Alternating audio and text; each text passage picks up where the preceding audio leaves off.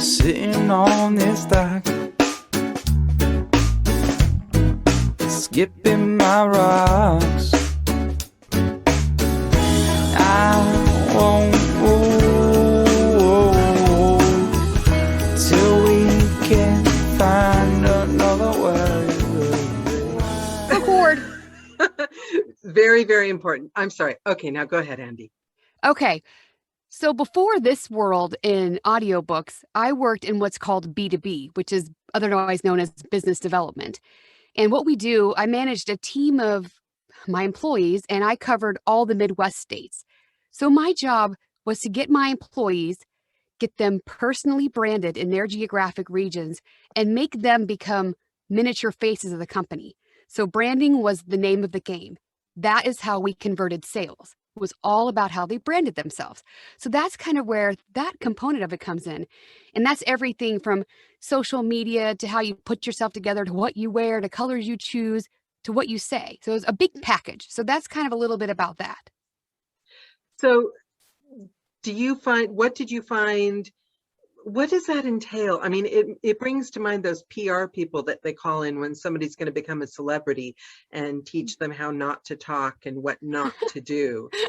Do you find that people make mistakes in the audiobook world in branding themselves? I would say you are absolutely right. On the PR side, it is a lot of focused on like don'ts. I remember when I had to start doing like live news action coverage and stuff, like PR would be like, don't say this, don't say this, don't say this, stay within these talking points, make sure that your little clip it is like that. What I would say on our end is this should be more focused on what you should do. And the mistakes I think I have seen the most is that people don't understand themselves. And because they don't understand themselves, they're not creating a cohesive brand that's not genuine. And so it doesn't translate well to say, I know who that person is. I know what they're about. I could sum them up as a person. I kind of feel like I know them just based on their online presence. Because a good social media branding, you should be able to look at somebody's thing and go, I kind of get the idea of who they are. If you don't get it, then that's probably the point. So what questions should they, because I want to kind of do this sequentially, which I'm not so good at. Normally I go straight to, so were you bullied when you were 7? And I love that kind of stuff, but on this call, I really, really want people to have a takeaway from it.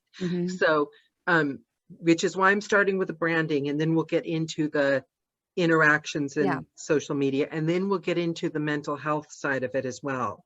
Once we've learned all the, knobs and dials and everything, so what questions should we be asking ourselves to understand ourselves in the way that it would help us brand? Well, this is going to sound kind of strange, but the first thing I encourage all of my team, everybody I know, I think everybody should go online, and I'm a huge proponent of this, is take the Enneagram assessment. It's free. I'll send you the link. You can post it in Joe or whatever. I love that. And it gives you there's like 9 different personality types. We use it a lot in therapy, a lot in couples counseling. It's similar to a Myers-Briggs or something. The difference is it doesn't tell you the what, it tells you the why. So once you know like your motivating factors and what that is, then you kind of know a little bit more about yourself. Because step 1 is to determine who you are. And what we do with that is, for example, I remember a long time ago, I asked some of my employees, I was like, how do people describe you? And they would say, oh, they'd probably say I'm blah, blah, blah. My friends would probably say blah, blah, blah. I was surprised how many people had a false perception of themselves. They figured their friends or Facebook contacts would describe them as X, Y, and Z, and it was farthest thing from the truth.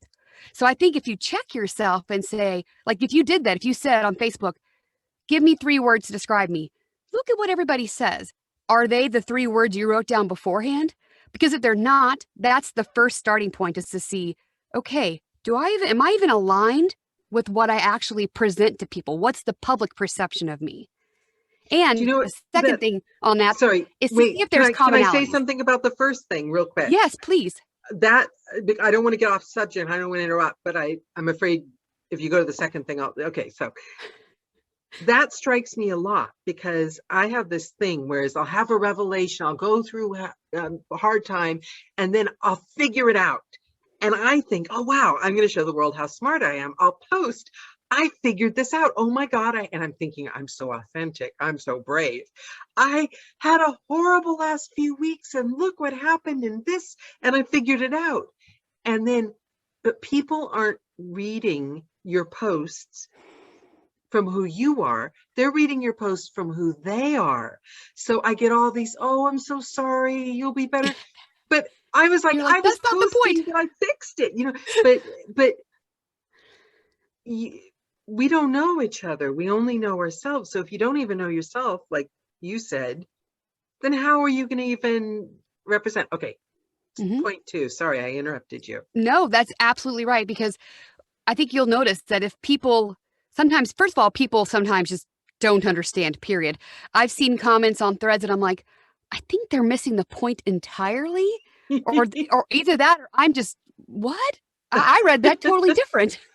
Different communication styles, different perceptions. We really all live in our own bubbles. Yes. Yeah. Yep.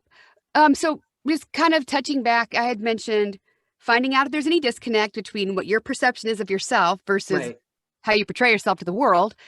And then the second thing is look and see if you see commonalities. Are people saying the same words? For example, when we did this like in college, and then I redid it like, I don't know, maybe sometime after I formed my first therapy private practice, because I was looking for branding ideas, everybody used kind of like the same 3 or 4 words to describe me. And I was like, okay, well, clearly that is my brand. I mean, it doesn't matter if I want to sit here and say, I'm very studious and serious. People will be like, no, she's not. You could say that all day. No, she's not. And we get confused. Like, we think our brand is who we really are. Our brand is who people see us as. Absolutely. So it's not like a personal knife to the heart. Yeah, no. You know. And I mean, it's true. I am educated. I have multiple master's degrees and all this stuff, but people don't just look at me and think, now that's an academic brain right there. So if I put on my glasses and had a pose like really introspective, it would totally not be on point with my branding at all. Because the second somebody talked to me, they'd be like, that's like disconnected from how I imagined she would talk or sound or mannerisms. So I think that's important too. So, but do you think,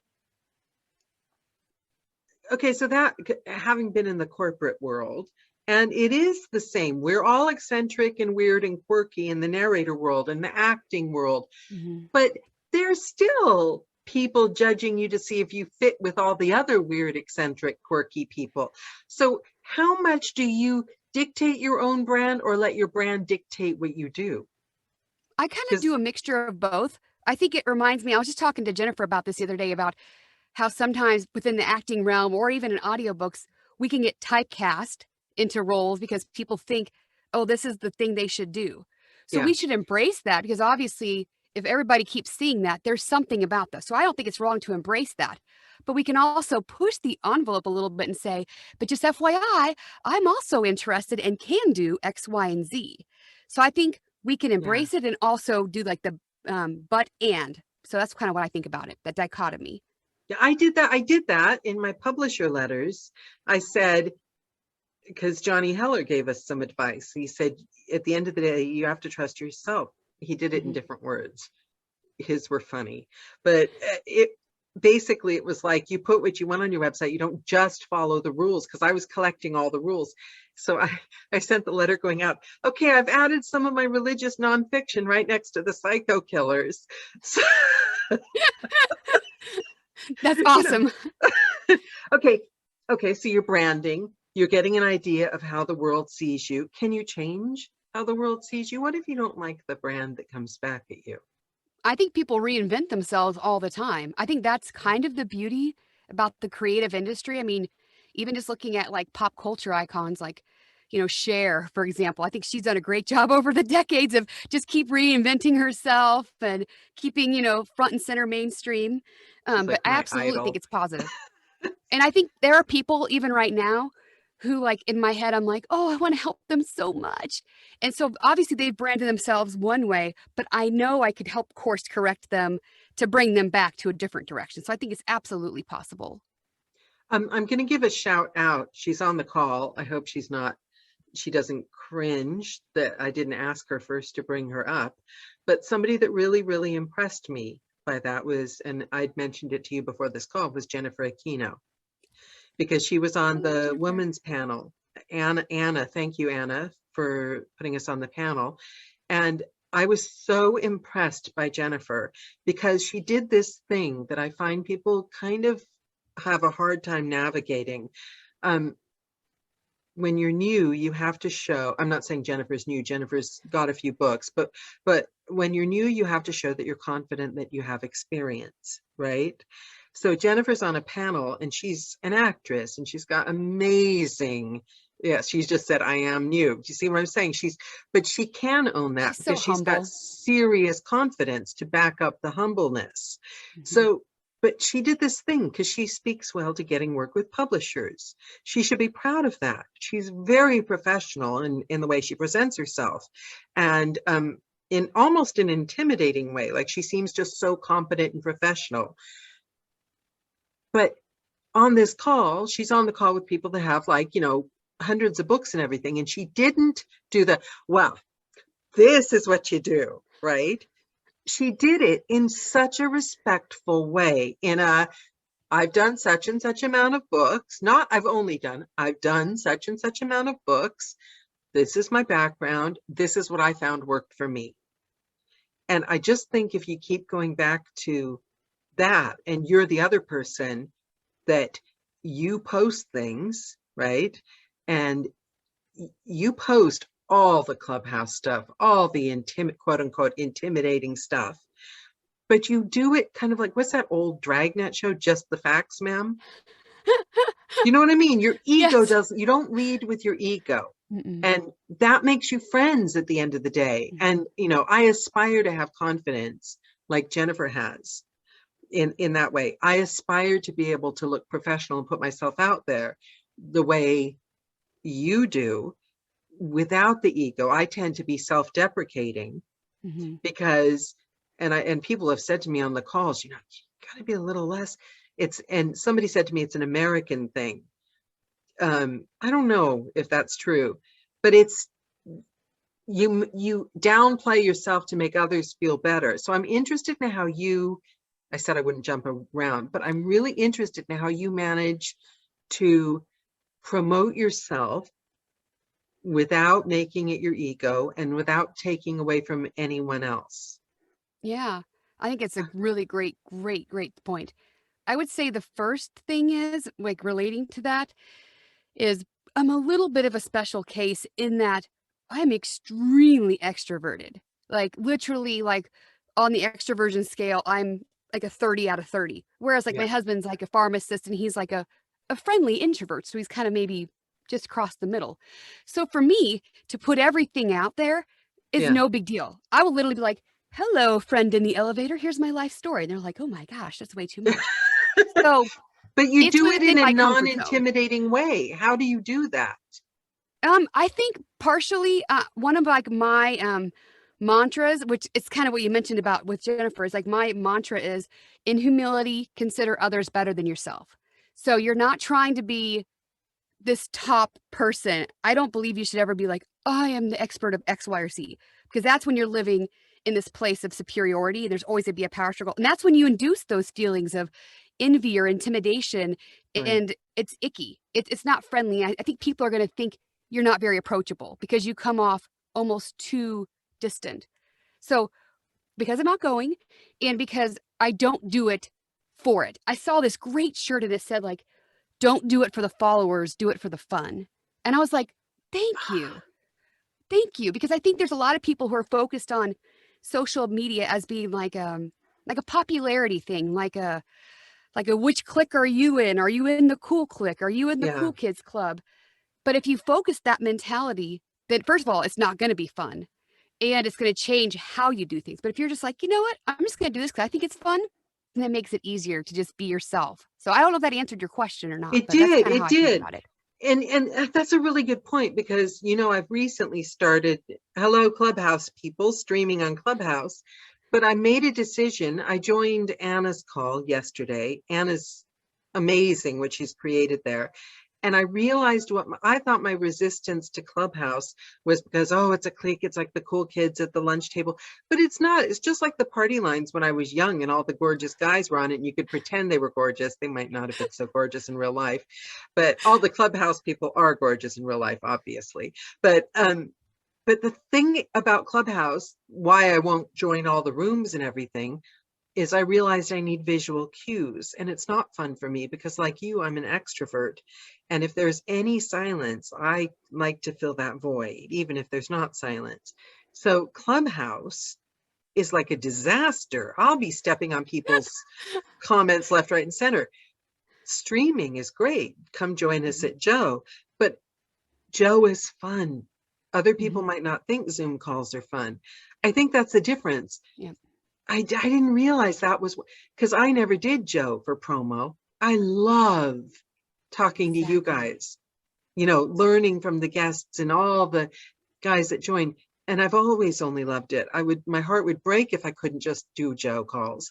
But Instagram, not so fun. Let's talk about that. Yes, please. Well, Instagram was a new platform for me. I just signed up last July. I know it's been around for probably a long time. I hadn't been interested in using it, period. First of all, because I get overwhelmed that there's so many platforms already. And number two, because the industry I was in, Instagram wasn't a primary posting platform. In the business corporate side, LinkedIn is like your baby. You live on LinkedIn, possibly Twitter. And if you have more next level relationships that are going from business acquaintance to business friendships, you can do Facebook. But Instagram was literally never part of my life. So I started my Instagram account last July and I was like, whoo, what do I do here? Because it was like this whole new platform and I had no idea about it. But that reminds me, take a note. After you all do your Enneagram, I'm going to send you this picture.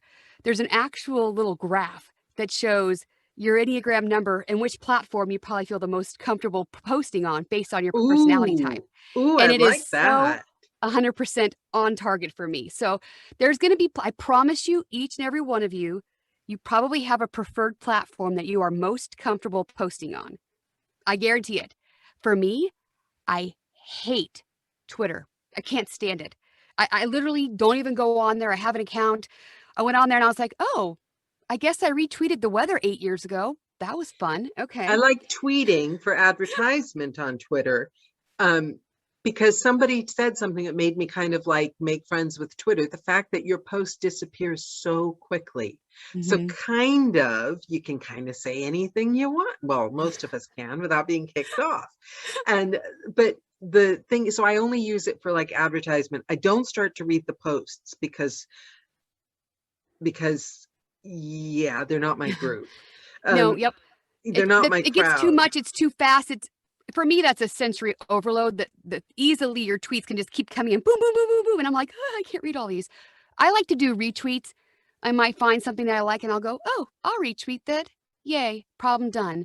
And did you know, I didn't know this. I know this is ridiculous. It took me a long time to figure it out that people, because I don't pay attention if people like my post. I've never noticed it or cared. I just so I would like things if I kind of liked it. And I just heard recently that if you want to be in touch with publisher, I mean, of course I like the publishers, but I'm thinking they're a publisher. They don't care if I like them or not. But it turns out the rest of the world notices if you like their posts. So that's called engagement. So if you go down Instagram, some people just go down and like. And I guess it makes sense, but is it worth it? It's the worst. Okay. And here's the problem. I've been in so many weird leadership groups where we've done deep dive Instagram hacks and stuff. And Instagram they're never going to tell you all the details about their algorithms. So everything we know is speculation or pretty close from an insider who has, kind of hey guys, don't forget about this. But what we do know is that engagements on Instagram, for example, are really important. So I think personally, it's a time, I'm just saying this, it's a time waster. And I would say that for me is the most inauthentic thing that I feel like I have to do, which is literally be like, I mean, it's literally kind of like that. I'll be like, oh, so-and-so looked at my post. I should probably go to their profile and do something. Because if you don't engage with your followers, eventually they'll stop showing up and you'll stop showing up and you won't see them anymore. So there's people that you like to be in connection with. You have to make it a point, just like a relationship. You have to put a little time and just keep watering that, you know? So I make it a point to do that. On Instagram, you can set the little bell for a reminder if any of your special people post. So I do that with all the pubs and the people that are like narrators that I'm just like, oh, I love them. I want to see what they're doing. It's like being a real friend, I guess. I'm that friend that will disappear for 6 months and then I'll call up and I'll be like, what? Don't But worry. I heard on Facebook, did you hear on Facebook? It's the same thing. If you're posting something on Facebook and you want somebody that's your friends to like see it, but it's not somebody you hang out with, like I really need to go to their profile, Johnny Heller. Look at them. Yeah, like look at 3 first. or 4 of their photos. Yep. And then they will see your post. See it. Yeah, it's ridiculous because Facebook and Instagram are also now owned. Facebook is the parent company for Instagram. So they're using some of the similar algorithms. And of course, like anything, you get ranking preferences based on what kind of posts and things you do. So obviously the number one is reels. I'm sorry, going live, then reels, then stories, then posts. And usually repeat that, please, because I want to remember that because I used to go live. I should do that more often then. Oh, yeah. I mean, and I'm totally guilty of this for real. But the number one, so the ranking goes going live, doing a reel. What's a reel? Doing a story. A reel is similar to a story. It's like a video, but it's longer. Oh, sorry. I forgot. Rewind. Going live, then IGTV. So that's a video that's longer. So you're talking Instagram, not Facebook. Yeah, I'm talking about Instagram. But Facebook going live is absolutely their number one. If you do live videos on Facebook, you're going to be going in the algorithm. You guys are so good to see my live videos like every day whining about having to exercise. Oh my goodness. Literally, I have friends that are like actual like influencers. And I swear they go live with like crazy things. Like they'll be like, and today I'm stirring my tea. How's your morning? And I'm like, really? I used to go live when I took my walks because I like those. It was boring taking a walk. So, no, because it felt like I was with you on your walk. That's like an engaging post to me because it was just FYI. I think you should still do that because I'm actually getting to see the landscape. It's not that I've stopped going live, Andy. It's that I've stopped leaving the house. Well, as soon as you can leave the house, do it again. Because I felt like I was going on a walk in England. It was really fun and I enjoyed it. Okay. So do that. Okay. Yeah. I shall go live more often. Okay. So Instagram, the top 3 are going live. You can't go live at Facebook and Instagram at the same time, can you? Mm-hmm. Yep. Can you? Actually, I don't think so. You can share things instantaneously, but I haven't tried doing live on both. I don't think you can. If I'm wrong, I'll tell you, but I don't think so. Okay. But live, Instagram TV, which is IGTV, then your reels, then sharing a story, then making a post. I still don't understand what a reel is. A reel is like similar to IGTV. It's just shorter. I want to say a reel is like what? Somebody help me out. 15 seconds. I mean, it's not very long. Okay. Maybe nobody 15 or 30 seconds. Yeah. And the reason why is because you get longer engagement because they want somebody to stay on your page or your post for a minimum of 3 seconds. So the longer somebody's on your post, the better for you. That's why if you look at any of my Instagrams, I'll try to do multi-slides. That way you have to slide to the next one for part 2 or whatever. One person said 30 seconds. One person said 15 seconds. I think you have the option of both, 15 or 30, but over 30, it goes to IGTV, but it's like a minute long or something like that. Okay. The only problem is a lot of people feel discomfort in that exact order. Like the most uncomfortable is live, followed by IGTV, followed by reels. And I think we're all comfortable with like posting. So yeah, see, I'm actually quite fine with live because, you know, you only have so many friends that want to hear you vent about the same thing. But if you go live, you figure anyone could turn you off, so you can just vent and happen to see if anyone's out there that wants. That is a great mentality. Yes, everybody should have that mentality. It's kind of my thought of The worst they could do is say no. That's why I don't have a problem with asking for anything, because the worst somebody could do is say no. The worst something can happen is that nobody watches your live video. Oh, well, doesn't matter. You still Yep. went live and you still earned points for it. So, hey. Yep. Okay. So this is great stuff. This is gold. Okay. There are so many things out there. Okay. So we've got Instagram and we've got Facebook, and they're tied together. And we know that live videos are king. And I do say Twitter. I notice if I post anything about Cup of Joe on Twitter, then I immediately get 30 or 40 views on YouTube. Mhm. So Twitter is a good place to put something out if you want immediate attention from somebody, or if you want to get in long, endless arguments about gender and politics and Hot topic issues. yeah. Yeah. Just make sure you choose the right people to post to, because they will eat you alive. So there's Twitter. Then there's LinkedIn. All I usually get on LinkedIn are these men that send me messages. Hi. I mean, even if you're going to be a pervert, could you put a little more effort into it? Oh, yeah. I don't understand what they're trying to get from that, unless they really just, we won't go there. So LinkedIn, I'm on LinkedIn, and I post things as well. Do you have any LinkedIn hacks or tricks? Do you use LinkedIn? Do you believe in it? LinkedIn is fantastic. Once you get over 500 people as your contacts, which is I know it sounds ridiculous, but you want to do that, because over then it'll what? just say over 500. Wow. It'll say 500 plus. And that's like, yeah, because they won't show. Otherwise, I might say 187. And I know I'm talking like in like this is the snotty part about, followers. But there eventually comes a point where you can't even do that. I think it's like, I have a friend and she has like 50,000 people, and it's like ridiculous. And what difference does it make if you get, so like I can just go friend a whole bunch of strangers and then they'll friend me back. I'm not exaggerating when I say this. I remember my first day at corporate when we had our social media training for marketing.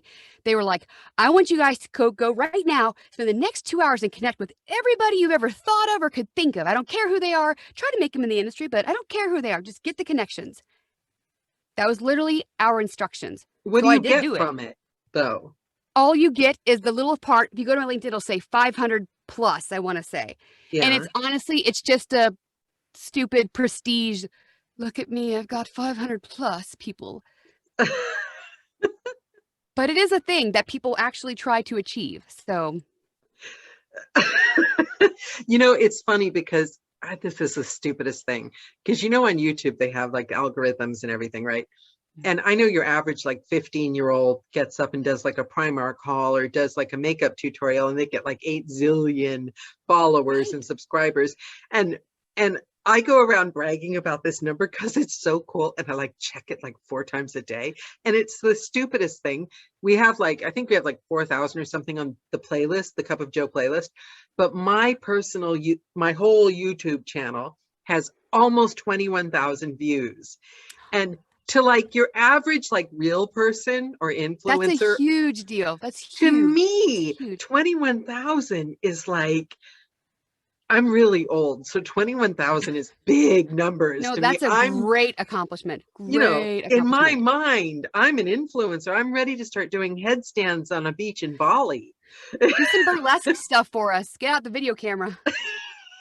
But I take screenshots of that little number. It's like 3 more views, and I take screenshots and message all my friends. I'm becoming one of those people because it's so exciting. Because you're thinking 21,000. If you ever thought to yourself, Andy, BJ and I were talking about this on his call, how many people have listened to your voice? As narrators, we don't stop and think about that. And it's not an ego thing. To me, it's a really nice thing that we all have different connections. There are friends in a way as well. And we've connected with so many people through our books that we don't even know about. And I love that.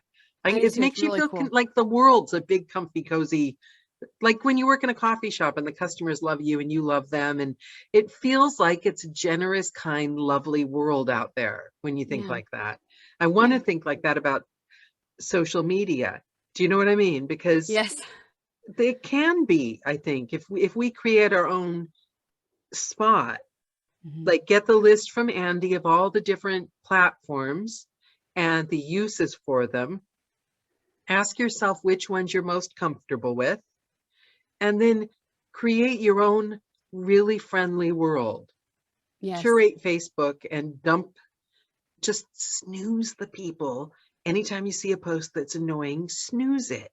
You'll not see it very often. And also when they advertise you know, are you old? Do you want to plan your burial plot? I get a lot of that. I don't know why. Okay, so Andy, I've taken you off track. I've digressed again. So, okay, so we've got Instagram, we've got Twitter, we've got LinkedIn, we've got Facebook, we've got Clubhouse, which I think I've got my head around. I'm now streaming on Clubhouse. I'll do my narrating on Clubhouse. I don't think I'm a girl that can rock up to all the meetings and interact. This is my bargain. I think it's the one place I need to let the other people rule. Totally. Actually, I think I was telling somebody about this the other day, like maybe it was you. My thoughts on Clubhouse is it's really hard for me because of my personality type, especially, I have FOMO, something awful. So if I know something's going on, wait, I there's want a to party be there. And of course, on my phone, like at any given time, like it'll just be like bing, bing, bing, bing, bing, bing, Yep. bing, bing, bing, bing. That's how many people are in a certain Clubhouse room. And I'm like, well, they're all there. I want to be there. But meanwhile, I'm in my studio and I've got a deadline and I'm struggling because I want to be there, but I literally have no time. And I'm not saying that the people who are always there don't have a book to do or whatever, and maybe they just schedule their time differently. But I'm always like, how do they have time for all of this? I have no time. I just have my books. So what I do sometimes is I go into the Clubhouse room. Wait, and I are you sure you want to say this out loud? It's yes. okay. Let's just put it all out there. We'll be authentic. Go ahead. I'll look like I'm there, but I'm not really there, y'all. Y'all are muted. I'm not listening, but you see my face. You do So know it's we're my streaming compromise this of on Clubhouse, I'm right? feeling like I'm there, but I don't have time to be there. So if you ever see me not raise my hand, there's probably a reason. Otherwise, I usually have something to say. I also do this at night. If you see every night, there'll be some kind of a connection room. It's like one of those like silent bio things. I will join the room, put my phone on mute, put it on the desk stand, and go to bed. And I'll wake up with all these new connections. I'm like, oh, hello, hello, hello. So I'm not really there either. So that's kind of what I do with Clubhouse, minus the couple of rooms I actually am a part of. Otherwise, guys, I'm not there. I'm really not. I'll message somebody later, go, hey, what did I miss in that room last night? like I thought you were there. Well, I stepped away for a minute or the whole time. I know. I realized that's it because I'm streaming during the daytime. If I'm streaming something while I'm doing other things, I'm streaming podcasts, usually about how to be skinny again. And if at night, I'm streaming audiobooks. So, and that's, part of my job, listening to audiobooks. And so it's hard because like there's only so many hours in the day. Right. And we can't, the truth matter is we're not going to be able to do everything or be everywhere. And that pressure to do that is actually detrimental. So take the pressure off yourself, everybody. Don't feel like you have to do all these things or be everywhere. Just don't. And the other thing is then you hear, oh, so-and-so, people are booking jobs on Clubhouse. And I think we're hardwired, our survival instinct, because we're freelancers.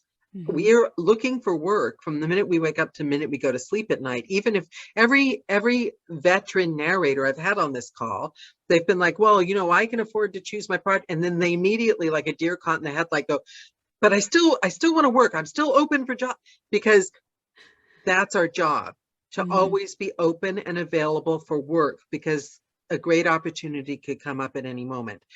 So when we hear everyone over here is at the party, plus that's where the work is going, immediately I thought, when I heard that about Clubhouse, I have to get on Clubhouse. I have to get on Clubhouse. And I went on a few calls, and people would ask questions, which I know you're supposed to do, engage to ask questions, and that puts you in the forefront. But to me, it was like, it's like, where do you draw the line with I'm doing the work or I'm getting the work? And it can easily be crossed, and you can easily feel, balance. yeah. And you have to find, so that's, I mean, I've landed on, I'm going to, as I've said, one of my posts, I've had another epiphany, but I'm going to, because I like Discord as well, but how do these people find all the time? You know what I mean? So what I'm going to do is the last hour of recording a day, if the book permits, I'm going to stream on Discord and Clubhouse. I'm maintaining a presence, and the other people can do the networking and book all the jobs on Clubhouse. And maybe, and it's kind of what you said at the beginning of the call, that it comes, you said it in different words, tell me if I've got this wrong, that it really comes down to your inner, what you really have to work on is your confidence, that I'm good, I put the work in, at the end of the day, I do what feels good in the places that feel good, and the work will come. I don't have to do what everyone else is doing and network the way everyone else is networking. The work comes no matter who you are. I know I'm going to be having this conversation with myself when I'm 92 years old. Don't worry, Daniela, you just keep staying, but we find what's comfortable. So plus, if you've got good branding, that is literally selling you without you even being there. I mean, I can't tell you guys, and it's not in a bragatory way at all. People will be like, oh, I found you this. I'm like, oh, you did? Didn't even know. So guys, if you do it right, it will work for you and you're not even trying to work it. You can focus on your job at hand and let your branding work itself as well. And so do you ever help people with branding, like narrators? Yes. Like, yes. Say if I were to come to you and like pay you money, would you help me with my brand? Yeah, like there are some people that I see them, I'm like, oh, I want to help them so bad. I just want to kind of scooch a couple of things, because the truth of the matter is, this is not something that comes natural to everyone. Yeah. I know some people just outright hate it. And there's so many things you have to do. Come up with content. And can I just say this into the mic real loud? Original content. Please practice. Don't copy posts. Don't copy posts. I see somebody post something, and then I see like their friend posting the same thing on different sites. Please don't do that, because then I don't get to know you. Yes, please. No. That's just be authentically you. And if you're not at that point yet where you know what that is, then you're not going to know what to post. I mean, that's just the truth of the matter. But once you know who you are and what your brand is, it's so easy to come up with content, guys, I promise. But if you're really, really, really, really struggling and you just don't even want to go there, there's always like prompt packages you could buy, where it's like, today, post something on this prompt. Day 1, day 2, post on this prompt. And you know what? That's fine, as long as you personalize it to fit your branding, because it's still going to come into play. Otherwise, you're going to sound detached, formal. It'll look like you've got a ghostwriter in there who has nothing to do with you in a bad way. So I think there's value to those. It's what Johnny said. It's the difference between following the rules and listening to the rules and then making up your own mind. Exactly. Yeah. And I also think that people get overwhelmed by the idea of it, because it does. I mean, let's be honest, it takes time. And I can speak to this so much because, for those of you who don't know, I have a disability. I have a traumatic brain injury. I have epilepsy. I have hemiplegic migraines, which is like a rare disorder. And so my life is very different from a lot of people's. I kind of have a battery, and it's really, unlike people used to say, you're like the Energizer battery, you're like, but then that battery goes down real fast, and then I just kind of fall over. So I have like limited time to work. So I do everything batchwork, because if I did not do batchwork, then every single day I would feel ran down. So at the beginning of the month, I plan out my entire social media for the month. Also, if y'all see those pictures or selfies or whatever, Y'all, I took those all on the same day. I just changed my shirt because I was having a good hair day, probably. And I just changed my shirt and was like, here's this post for day 15. Because I'll be honest, I don't put on makeup and do my hair every day. I mean, So I have a question sometimes I'm like, about do that. your hair.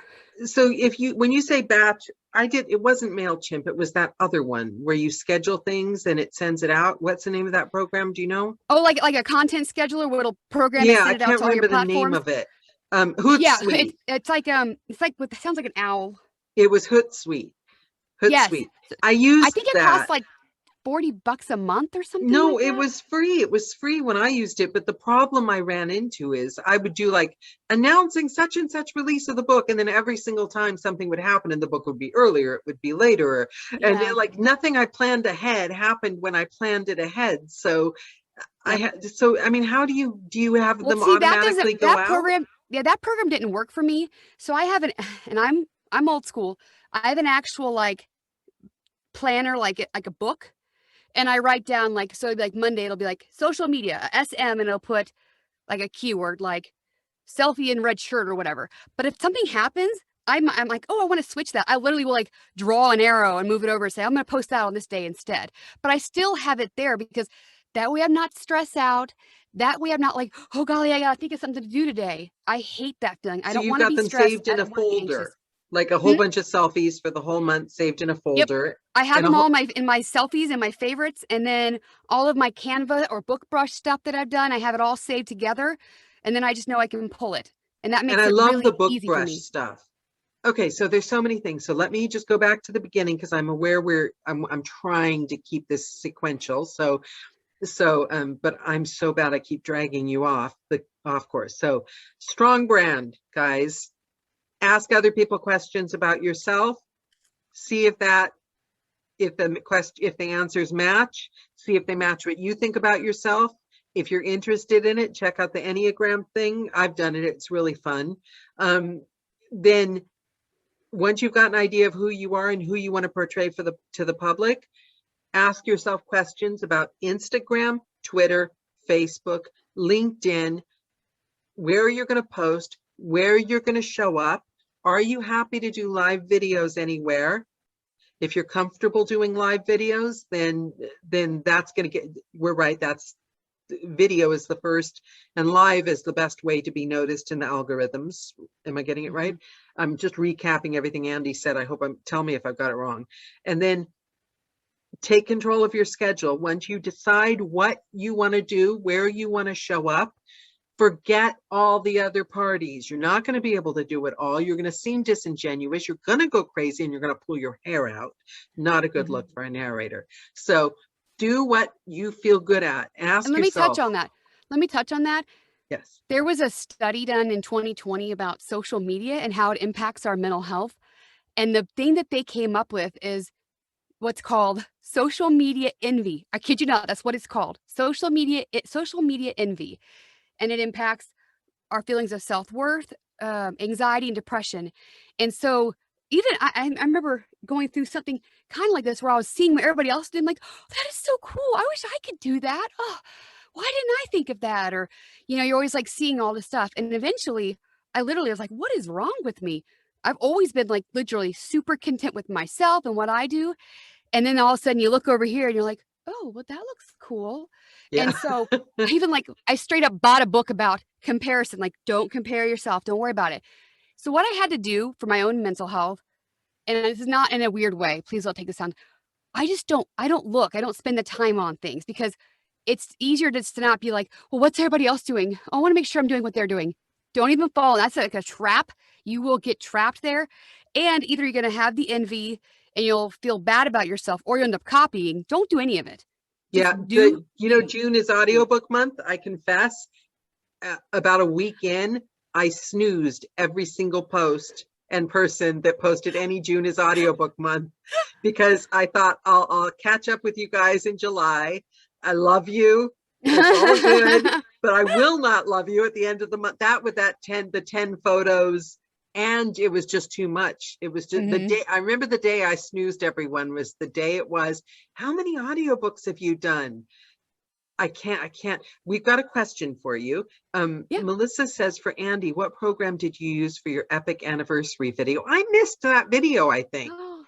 Oh yeah. I think it's on my Facebook or it's on my Instagram. I actually hired someone to do that because I knew that I wanted it to be done, and I've seen it on commercials, and I thought it was really cool. So I actually What was hired it? Just somebody. you smooching with your guy and wedding pictures and everything? No.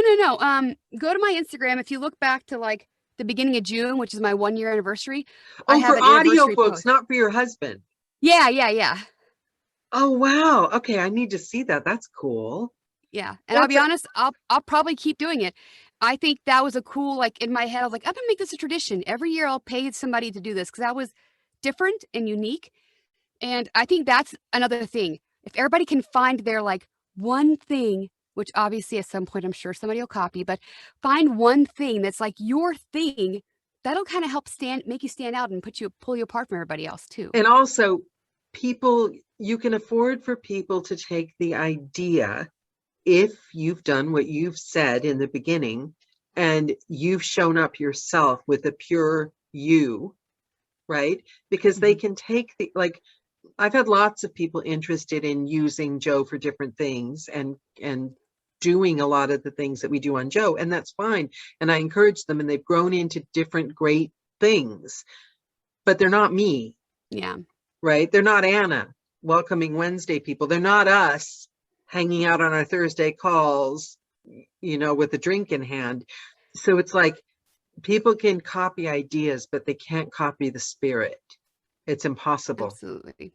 If you've got a strong spirit, you can't copy it. I believe that. I think you're right. That's the key, is the core of it. I want to see the anniversary video.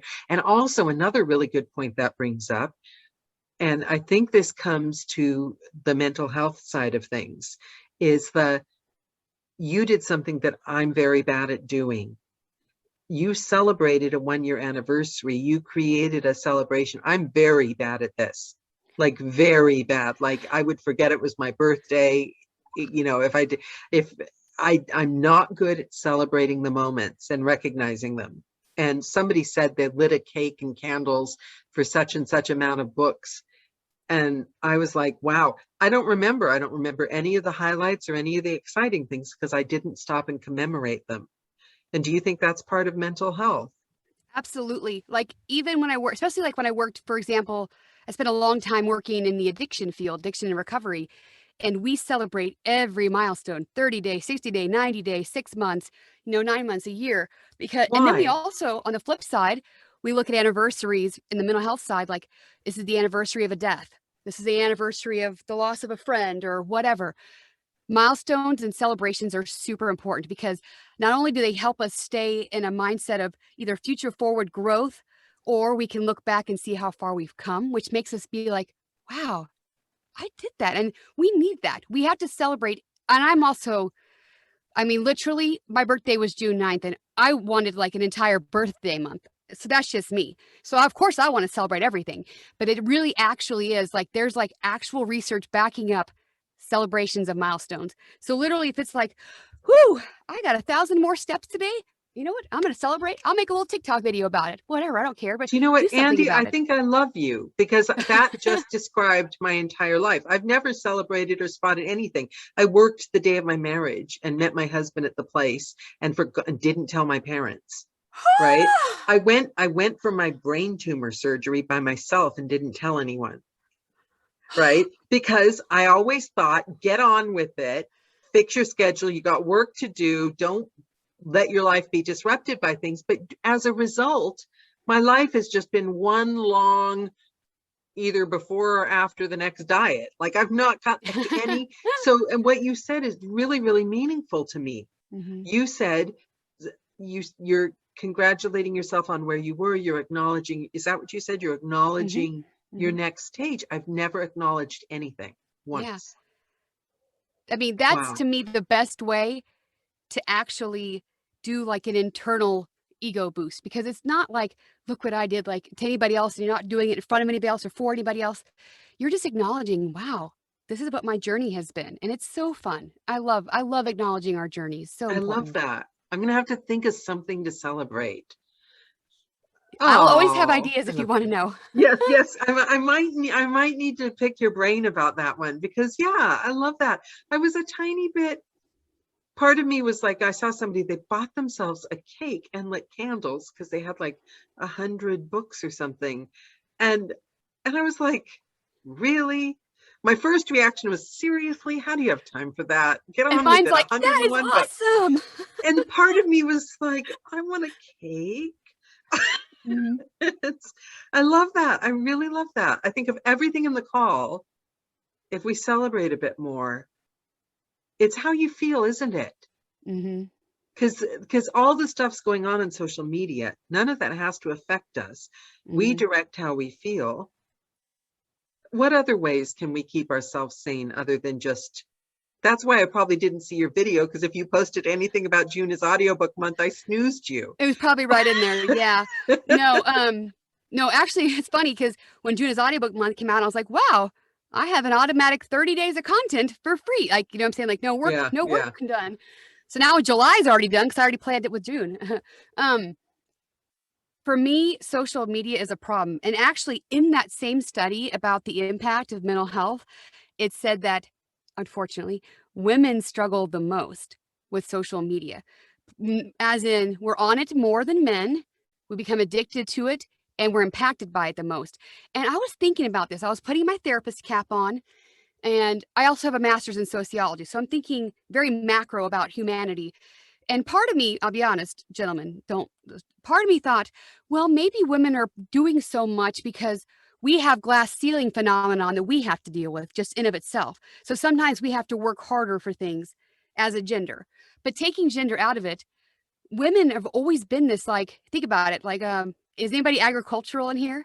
If you are, how many roosters do you need versus how many hens do you need? You just need one rooster, right? Rooster's the boy. Yeah, good point. Good All point. I've right. never been And so women are agricultural. always used to like, well, the women are always used to like competing and being like, oh, there's so many of us. There's only one rooster over here. So we have this mentality that we're innately fighting against already. So we have to Yeah. turn that off, think about ourselves, and take breaks. Like, I wasn't joking the other day when I said because somebody asked me, they're like, what are you doing to balance? And I was like, I'll tell you what I did I'll tell you, Daniela, you're going to kill me. Yesterday, even though I'm on this super tight deadline, I was like, Yeah, I know, because frazzled. just a little backstory here. Andy's had me sending her, okay, these are your options, and like cut down by the minute. You can either do this schedule, this schedule, this schedule, but do not try to do what you're planning on doing. Oh, literally, this is true. And And you ignored me, didn't you? I've got to do something for me. So I went to my jacuzzi bathtub, pulled up my laptop, and I just binged watched Too Hot to Handle. Yeah, I have no idea. It's like the stupidest, cheesiest, guilty pleasure show. I don't know. I've And I was like, never what a heard waste of of my it. time. You don't need to watch it. It's really Okay. that awful. Okay. It's really that awful. But you know what? That recharged me. I don't know why, but it recharged me. I got out of the bathtub and I was like, all right, who's ready to do this? Let's go. There's all these people on a beach and they're excited and they're drinking and they're having fun. And I was like, I'm ready to have fun. Let's go to the studio. So I just kind of go with what works. But I do set boundaries with social media. Like I said, I won't get fixated on what other people do because my own like comparison streak can come in like, I should, and I don't want to do any of the shoulds. I should. No. So no social media envy. I take my medicine, like my Adderall, so I stay focused. I take naps, which is part of my disability, but I think honestly, there's no problem with people taking naps. It's Anybody who's part of being coached a with Sean Pratt narrator. It's the knows that he takes magical, naps. except I'm incapable. I've got this adrenaline thing. I did learn recently, and it's really helping me to divide your day, morning, afternoon, evening, night. So all I'm thinking about this morning is this morning. Yep. I'm not thinking about my detailed schedule. So if it's like 12 o'clock and I've slept in because I stayed up till 4 a.m., obviously a friend, I would never do that. If I've slept in the entire morning and I've got a full day of recording and a Joe Collins 600, a friend, again, obviously just using it as an example, the day isn't ruined just because I woke up late. Yep. Just the morning's ruined. Exactly. Now I've got the afternoon. How am I going to be the boss of the afternoon? And somehow it's easier to handle a day in 4-hour increments. It is. It's the same mentality of like, what is it? How do you eat an elephant? A bite at a time? Because that's why, like, even with speaking of diets, people will say, oh crap, I ate a Dorito. Well, my diet's blown for the day. Might as well, do the whole enchilada, like literally. All or nothing thinking. Yes, I'm right we there have in to the not club. do that. So it's a great mentality to have. Yep. I love that. Okay, so stay calm. And the funny thing is, all the women I know that are on social media, of course, this is generalizing in gender, while we're going there, is just, I think the female experience in this world is one of, and who knows when it comes to like competing for men, it's just the female experience. We're all aware of not being jealous. Whereas I think men get jealous as much as women. We all get jealous as much as each other. It's a human feeling. It's a human emotion. Everybody experiences it. I would have sworn to you until somebody will be lying if they said they've never been jealous of somebody else in our industry. Before I had this job, I could have sworn I'd never been jealous in my life. I was even in burlesque with a whole bunch of 20-year-olds in corsets, and I wasn't jealous because I was like, that just shows. I would see somebody with something I wanted, and it would be like, wow, I want that. I could get that. They've got it. I could get it. But when I became a narrator, all of a sudden, things aren't so easy to get. And I care so deeply about every inch of the journey. Suddenly, I can say I'm not jealous. But with social media and all these gorgeous women doing headstands in Bali and booking 700 audiobooks after they've been working a month, not so easy. Not, you have to, but again, you've got the answer. If you've got your brand, you know who you are. And if you're celebrating your accomplishments and developing a relationship with yourself, and in the jacuzzi watching that hot to hell love show, too hot to handle. Yeah, too hot to handle. Then on you've Netflix. Got. Oh God, I wish you hadn't said that, because now I could look it up. You're gonna go find it. But it's about I developing a relationship with yourself, right? But I will say this though. I mean, I know that everybody's obvious, I would assume, goal is like, I want to work with pubs, but there's still a lot of really, really great work that still pays really well with self-published authors. Yeah. And I would say, oh my goodness, I don't even know. However many last books I did have all been authors that I connected with, and they looked at my Instagram. And the reason why I say this is important is really, because, they found you on Instagram. On Instagram. And here's why, you guys, is because I feel like if I had the choice of doing, I'm just throwing this out there, I'm looking at this from a business perspective. Right. If I had a choice of two suppliers who were literally the same price, but one of them was really fun, I'll go with them. So if they look at your Instagram, which is supposed to, I mean, literally, it should be an extension of you, like a window into your life and your mind and your heart, they're going to get a feel for who you are. And if they're like, that person's fun, or, oh, I like what they did, then I won't say obviously who, because I don't know. But I've had times where I was like, yeah, it was between you and another person, but I liked your Instagram and I thought maybe we really connected. And on the flip side, maybe it helped somebody decide I wasn't a good fit for them too. But my Instagram is full of Sergey, my budgie, and nobody's ever emailed me with a job saying. No. Actually, that's a great. I love having the posts with him. Honestly, it's a really good thing. Also, you guys, I'm sure you noticed this, but I know anytime you go and look at your insights, you will notice that all the like work-related ones in general, like your cute little, I'm now narrating this, so here's my book brush picture of this new release. Sorry, Andy, what's an insight?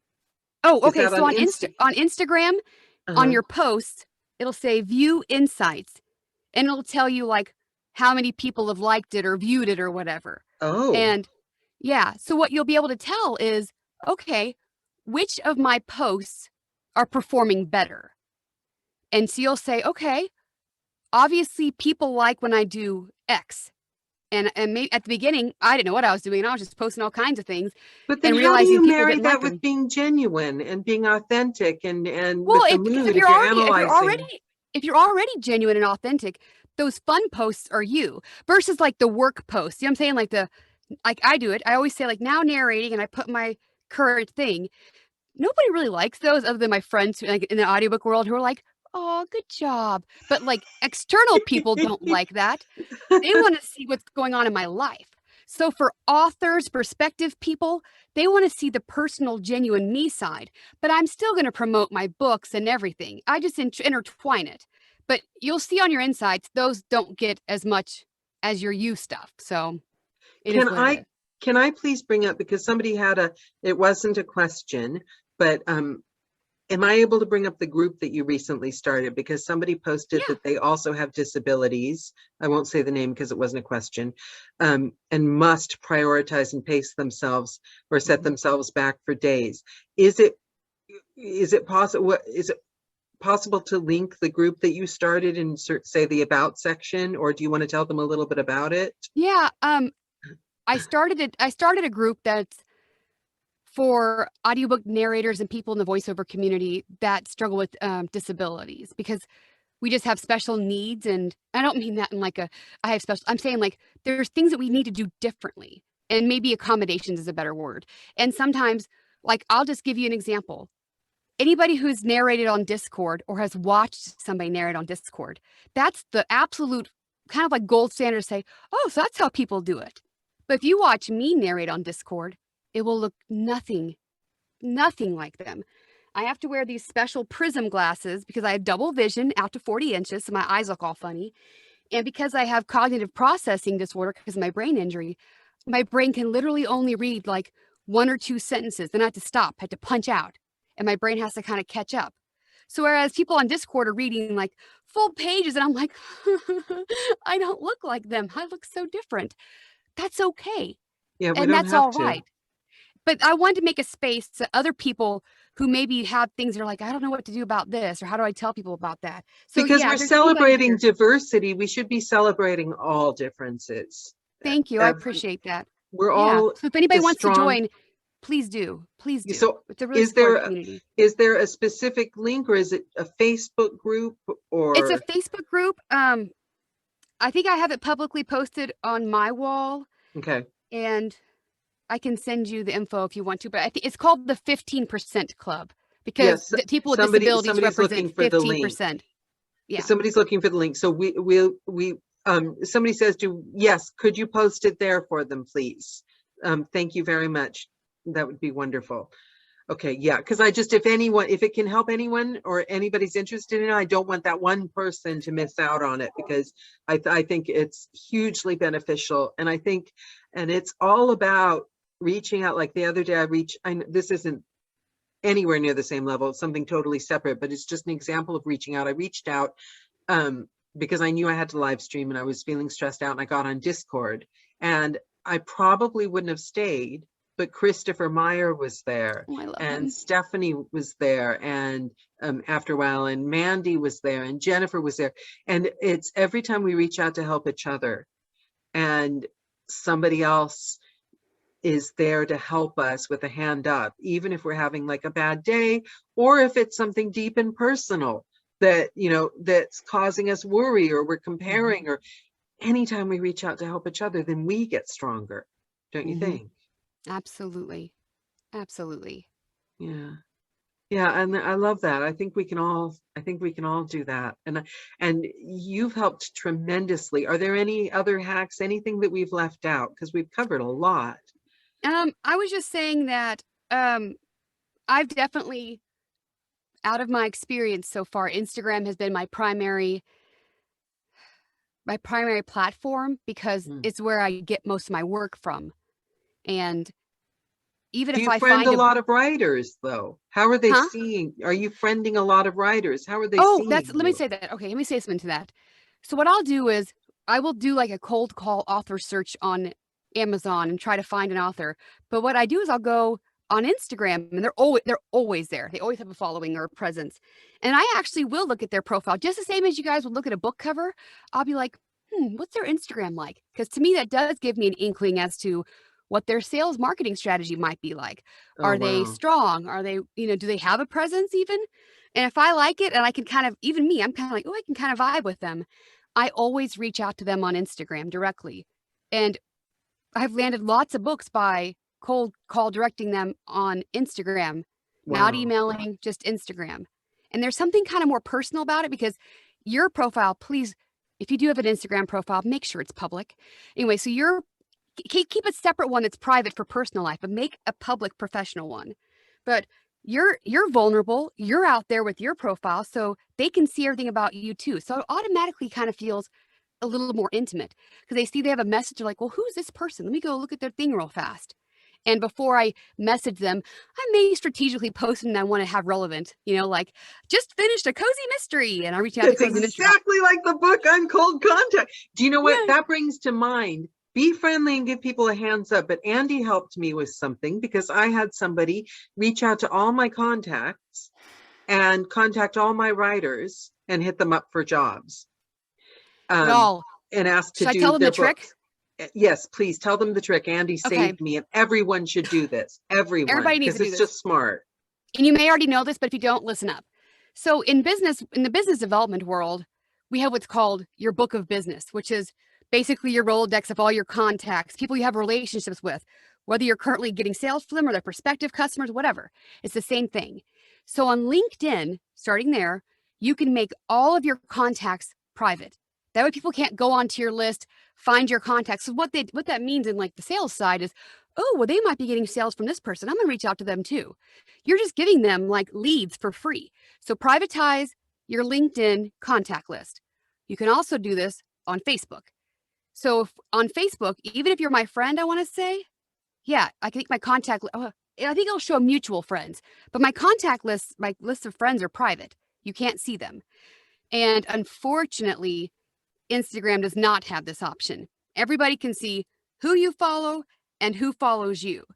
And I'll be honest, there have been people in our industry who have literally gone through and like followed every single person that I have followed. And I'm like, and then the person has told me, like an author, yeah, they reached out to me and we're trying to get work. So it's kind of like it happened to you, Daniela. And I'm like, huh.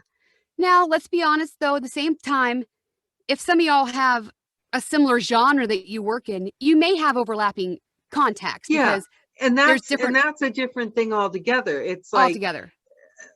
Fair enough. And I mean, I've worked with I've even gotten friends jobs with some of my writers if I didn't fit the job or have time. But don't call my entire list. Some of my writers are just my friends because they're my friends. Yes. I don't want to forget to ask this because the messages disappear. Somebody wanted to know if they're a caregiver, could they participate as well in your group? Oh, I never heard anybody ask that before. Like, is whoever it is, if they have a disability and you're looking for like support on how to do it, let me think about that. I'm trying to think. Most of our posts are centered like, hey guys, I don't have energy. What are some ideas for me to get through the day? So I'm not sure how relevant it would be.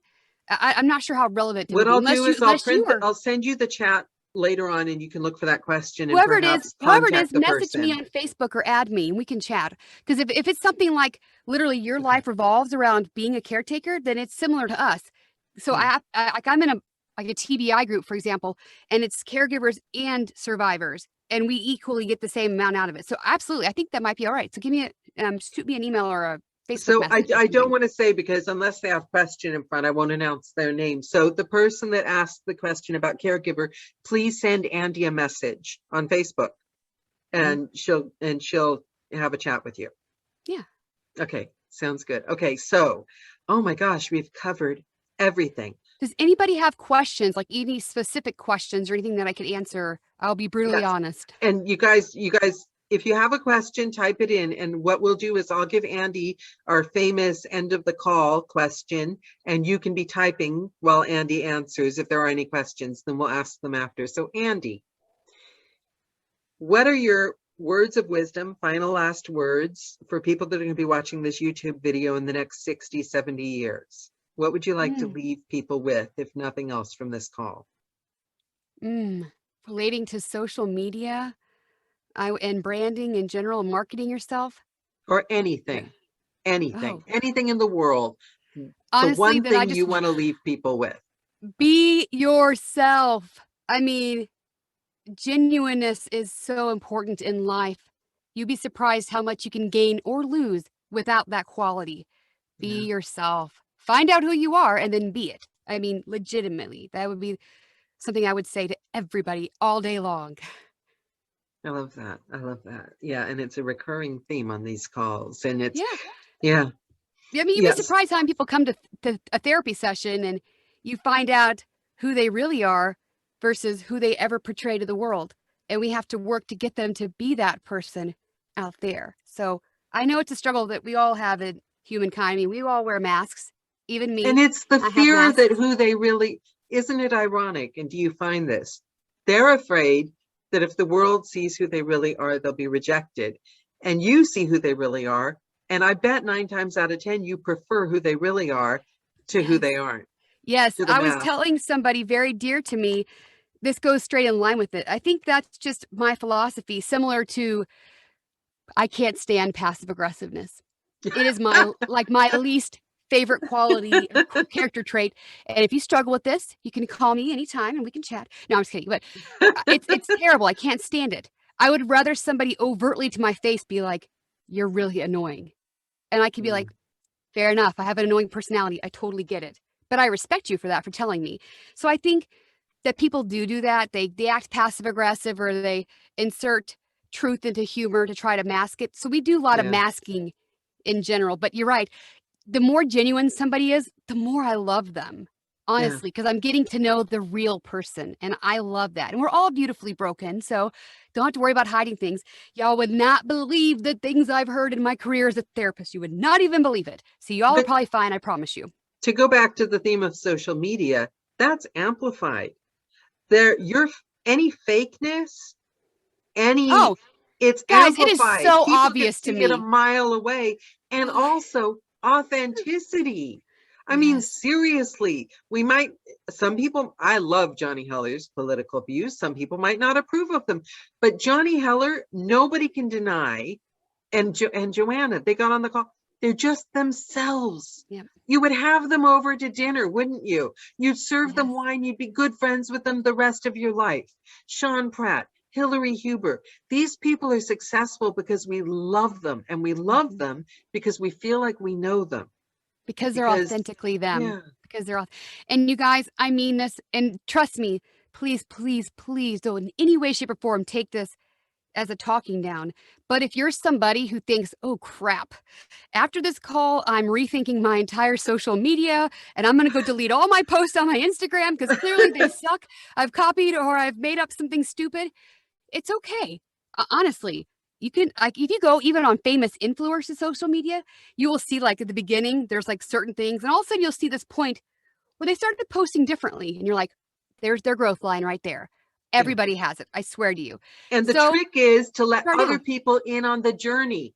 Yes. So don't go delete all your old posts. No, go stick your gob on a Facebook Live tomorrow and go, hey, oh my God, you know all those old posts? Well, here I am.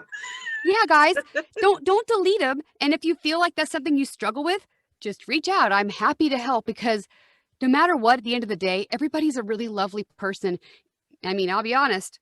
Even like working, this is gonna sound awful, even working in prison, like with murderers and other convicts, there's always beautiful pieces about people, like legitimately. I always find the good in somebody. And so I know we have social media stars in here that have just yet to shine. So let's start shining, everybody. And It'll even help you. one You'll feel thing, so good. even one thing, I know I'm going to embarrass someone else while we've got time. Jillian, I saw her on an APAC call, like for 3 seconds, didn't even know her. She friended me.